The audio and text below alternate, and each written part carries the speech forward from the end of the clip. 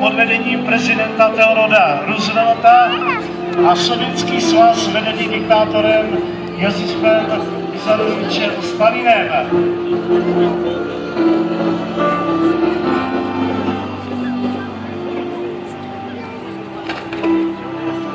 Jednotlivé vojenské lodě jednotlivých námořnictv, jak mosi, tak jsou dnes tady prezentovány významnými loděmi, a to zejména za Spojené státy tady máme bitevní loď Missouri, jedna z největších bitevních lodí v závěru druhé světové války.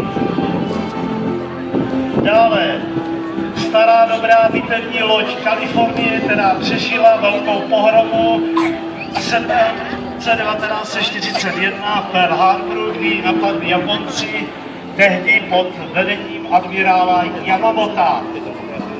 Další výbornou bitevní lodí, kterou zde máte možnost vidět, je loď Spojených států amerických, a to USS North Carolina.